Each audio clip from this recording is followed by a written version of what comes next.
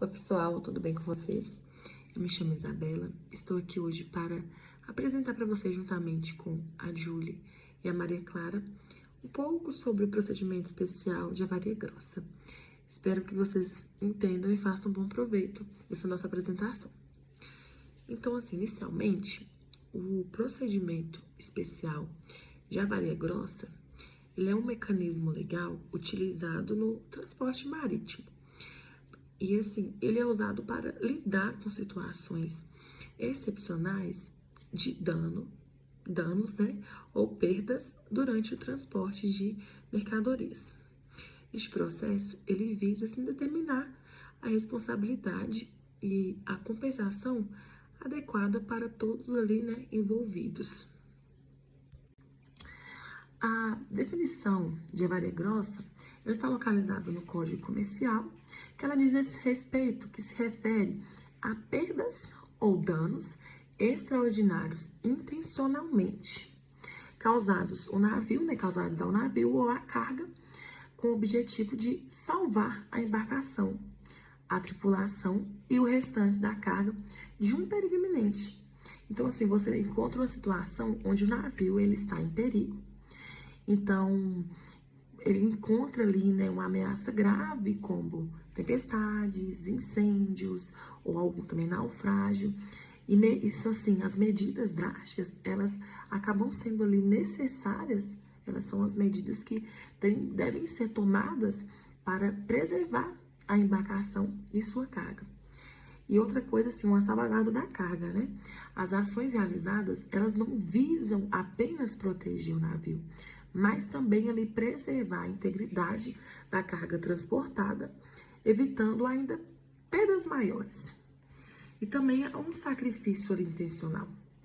A gente percebe que, assim, para que seja caracterizada a avaria grossa, as medidas tomadas, elas devem ser deliberadas e com o intuito de evitar um dano maior, mesmo que isso implique, né, com perdas e danos da embarcação da carga.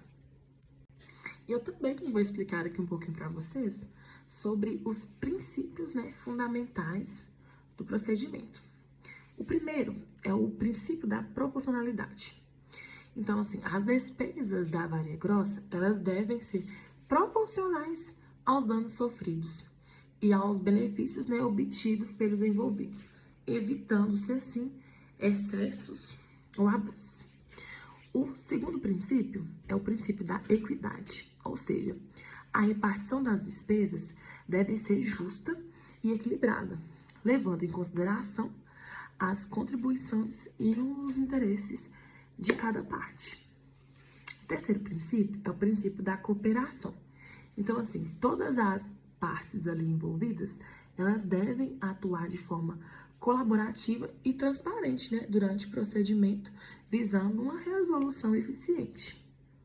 O quarto princípio é o princípio da celeridade, ou seja, o princípio deve ser conduzido ali de forma célere e ágil, minimizando, assim, os impactos e os custos para as partes envolvidas. Agora, dando continuidade à fala da minha colega, nós veremos quais são os requisitos para a declaração da avaria grossa. A declaração da avaria grossa é um ato formal e documentado onde o capitão do navio reconhece a ocorrência de uma situação de perigo iminente que exigiu a adoção de medidas extraordinárias para salvar o navio, a carga e a vida das pessoas em bordo. Para que as avarias e as despesas geradas possam ser qualificadas como avaria grossa e resultem em uma contribuição, há alguns requisitos que necessariamente precisam ser observados. Mas vale ressaltar que não há um consenso total entre os doutrinadores sobre todas as características da avaria grossa, mas há um critério de definição daquelas essenciais para a determinação do Instituto.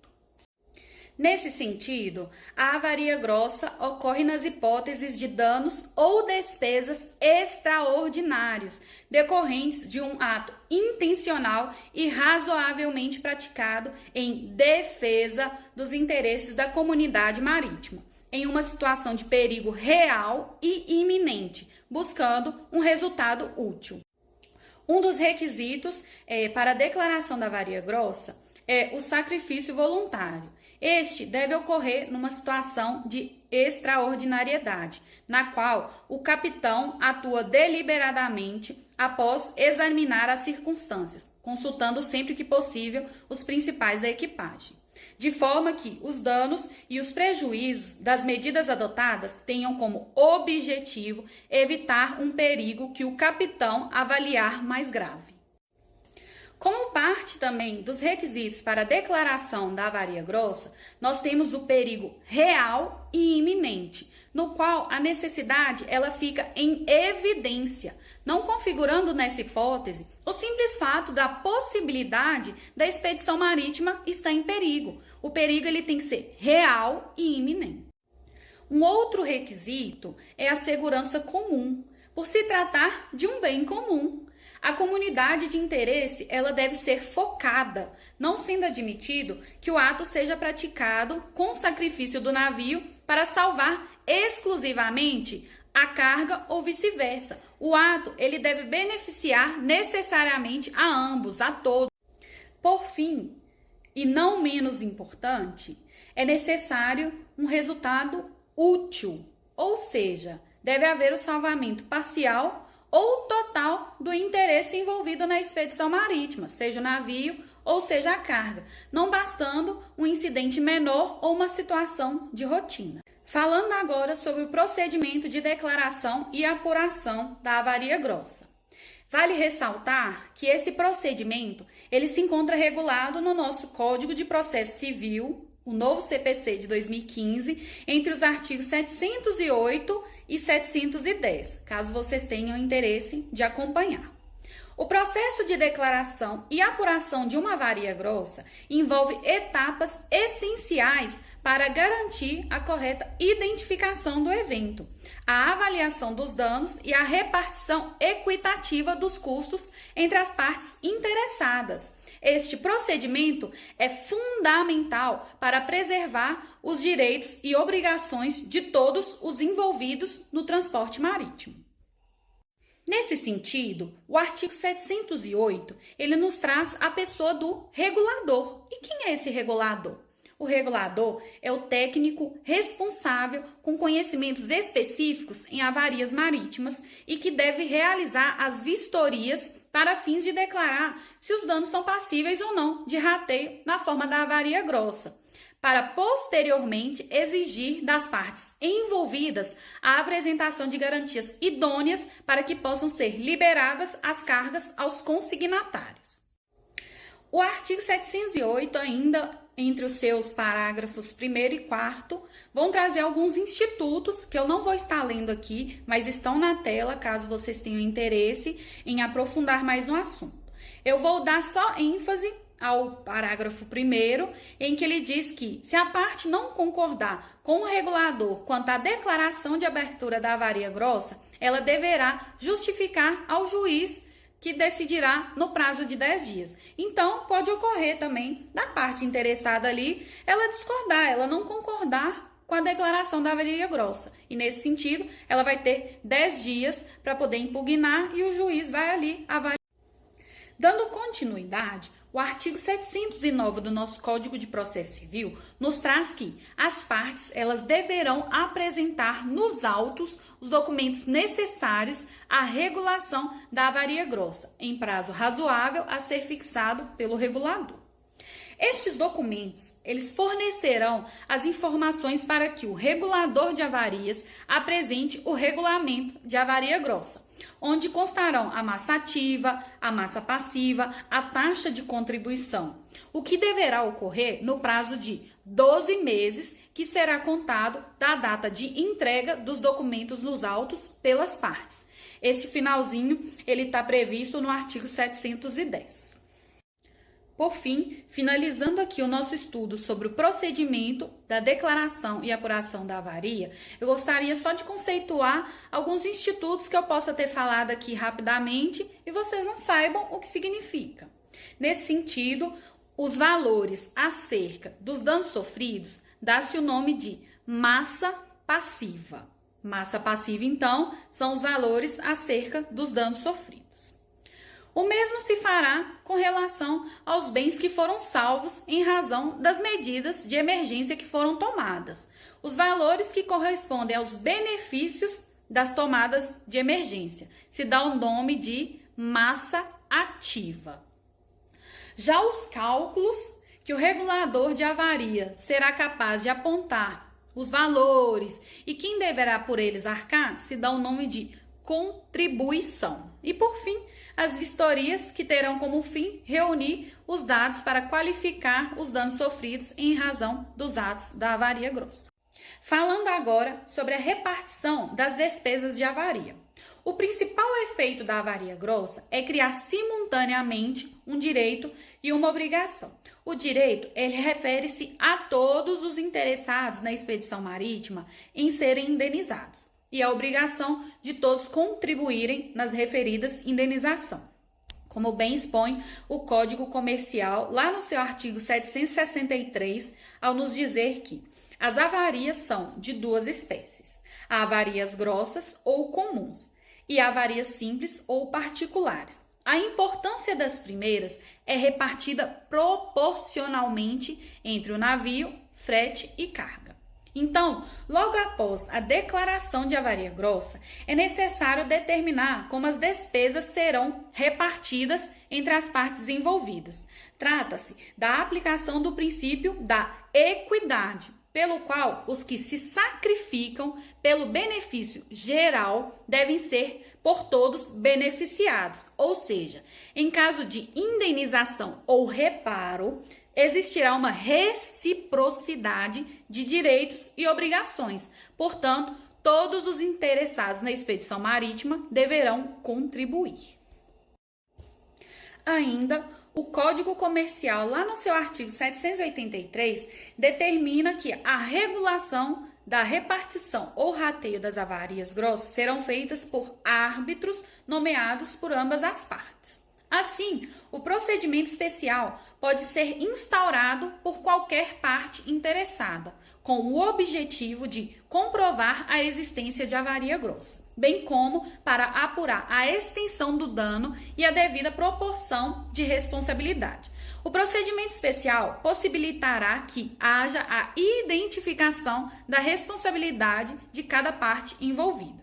Por outro lado, havendo consenso entre as partes, não há que se falar em procedimento especial, pois o regulador deverá ser escolhido e haverá apenas um procedimento extrajudicial. Dando continuidade na fala da minha colega, iremos iniciar agora o tópico de aspectos jurídicos e legais. O procedimento da avaria grossa é um procedimento de competência da Justiça Estadual. Então, quando o navio chegar no seu primeiro porto, esse procedimento ele deve ser instaurado, caso o juiz seja provocado. E ele pode ser provocado por qualquer uma das partes interessadas. E o objetivo é iniciar a apuração e será nomeado um regulador.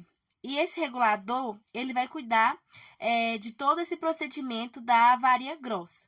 O juiz, ele pode nomear esse regulador e o artigo 707 do Código de Processo Civil de 2015, ele cita toda essa situação que eu já expliquei e fala, que assim que o navio chegar no primeiro porto, ele deverá ser instaurado o procedimento da avaria grossa e o juiz, deverá ser provocado pelas partes interessadas nesse procedimento e ele poderá nomear o regulador. Além disso, a competência de processar e julgar é de competência relativa e pode ser definida pela carta de partida ou o conhecimento de embarque entre as partes ou pelo local que o navio estiver estabelecido. Uma das partes envolvidas, ela vai fazer a provocação para a instauração do procedimento, já que essa fixação se dá pela propositura da demanda. E o proprietário da carga, ele deve prestar o calção necessário. Se ele não prestar esse calção necessário, o regulador vai solicitar ao juiz para alienar os bens do responsável pela carga. E esse calção será utilizado para pagar as despesas oriundas da avaria grossa. Também deve-se destacar que, após iniciado o processo de regulação da avaria grossa, as partes serão notificadas para apresentar documentos e esses documentos servirão de fundamentação para a avaliação que o regulador irá fazer. E após a entrega dos documentos, o regulador tem um prazo de 12 meses para ele finalizar com essa regulação da avaria grossa. E essa regulação, ela vai incluir os danos, as despesas extraordinárias e os resultados de transportes marítimos demonstrados durante a extensão dos danos e das despesas que estiverem sujeitos à avaria grossa.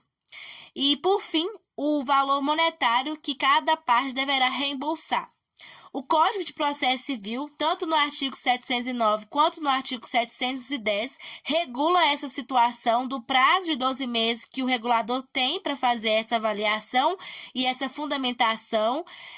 Todos os documentos deverão ser entregados ao juiz na data estabelecida e a parte deverá reembolsar conforme tiver explicitado pelo regulador. E após apresentar o parecer, as partes serão notificadas e terão um prazo de 15 dias para apresentar alguma manifestação, ou, se não, uma impugnação. E se não houver, dentro desse prazo estabelecido na lei, alguma impugnação, o juiz ele vai homologar a sentença de avaria grossa. Agora, se tiver alguma impugnação, o juiz ele vai pedir para o regulador se manifestar e após a manifestação do regulador que ele vai homologar a sentença. E está regulamentado no artigo 710 do Código de Processo Civil, no parágrafo 1º e no parágrafo 2º, e traz essa questão dos prazos, que tanto as partes deverão cumprir, caso elas tenham que impugnar alguma coisa referente ao parecer que o regulador apresentou e também o prazo que o juiz tem, para decidir.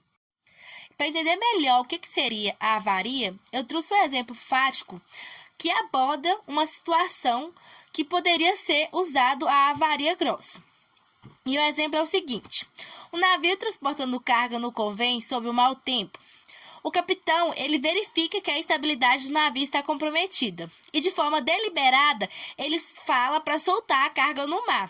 Essa ação visa eventuais cargas restantes, conservar as cargas restantes e não ocorreu naufrágio. Então, ele fez de forma deliberada, essa ordem que ele deu foi de forma deliberada, mas visava um benefício de não ter o naufrágio do navio, como estava correndo esse risco devido ao mau tempo, ou seja, um perigo eminente, e conservar o restante da carga. Então, ele pensou dessa maneira, e nessa situação fática, poderia ser utilizado a avaria grossa, que não foi uma situação que o comandante fez querendo prejudicar, mas sim porque situações externas, como o mau tempo, poderia prejudicar o navio, causando um naufrágio. E para finalizar o nosso estudo, eu trouxe um caso real que aconteceu em maio de 2021, lá no Egito, que é o caso Ever Given. E o navio Ever Given, ele encalhou no canal de Suez, lá no Egito, obstruindo a uma movimentada via marítima que tem lá. E ficou por uma semana. E o que aconteceu? Tiveram um prejuízo global imenso de 6 bilhões, por causa que impedia outras embarcações de conseguir passar, como ele ficou encalhado. E como as minhas colegas já explicaram o conceito de avaria grossa, é quando o capitão, de maneira intencional, ele visa evitar um mal à expedição marítima, E tem os requisitos que devem ser observados para ver se encaixa ou não na avaria grossa. E é uma questão de solidariedade, ou seja, eles vão se beneficiar com o resultado, e para alcançar o custo de operação. Então, quando o capitão ele decide tomar alguma atitude que se encaixa na avaria grossa, é para não acontecer um mal maior, né? Talvez é uma atitude que vai gerar prejuízo, como a gente já viu no exemplo passado, que foi o caso do capitão ter que despejar algumas cargas no mar, mas que não ia, para não ocorrer o naufrágio. E aqui é o caso da avaria grossa. Teve essa intencionalidade, né? Foi intencional, porque o navio estava a alta velocidade, sob influência de uma tempestade, e de forma real e fática, ou seja, tinha um perigo eminente, né? Que era a tempestade, que ocorreu essa alta velocidade. E aqui a gente finaliza, né, o nosso estudo sobre a avaria grossa. Espero que vocês tenham gostado, que vocês tenham entendido o conteúdo, né? E é isso, gente. Até mais.